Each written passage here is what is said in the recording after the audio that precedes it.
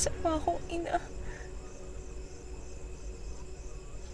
Kamuntik pa siyang mamatay dahil sa akin. Importante ligtas na siya. May panahon ka pang makabawi sa kanya, ate. Pero kailangan na natin magdesisyon.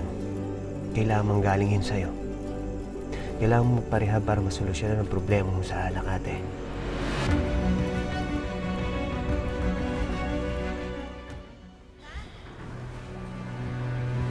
Tito. Ariana.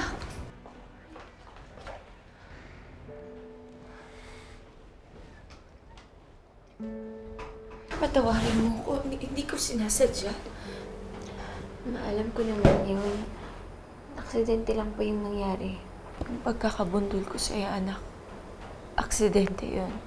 Pero yung paulit-ulit kitang sinasaktan dahil sa galit ko sa mga taong naging dahilan sa pagkamatay ng tatay mo. Hindi na tama yun, anak. Masyado akong nakatingin sa galit na hindi ko na nakikita na napapabayaan na kita. Ma, importante. Nandito ka po, kasama ko. Huwag ka mag-alala. Magbabago na ako. Pangako ko yan sa'yo. Pero hindi nga lang tayo magkakasama. Bakit po? Pumayag na magparehab ang mami mo. Mga ilang months na siyang mawawala. Konting sakripisyo para sa kinabukasan mo, anak. Pero huwag ka mag-alala kasi andyan naman Tito Jokit mo. Mami, huwag niyo po ako intindihin. Magiging okay po ako. Ang importante, magpagaling po kayo.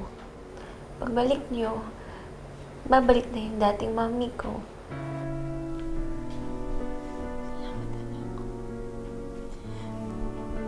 Kung mag-alala, babalik ako agad. Napangako ko yan sa'yo.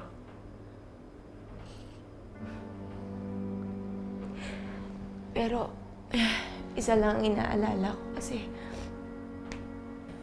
paano si Mili? Paano kung sampahan niya ako ng kaso dahil sa panggugulo ko sa kanya?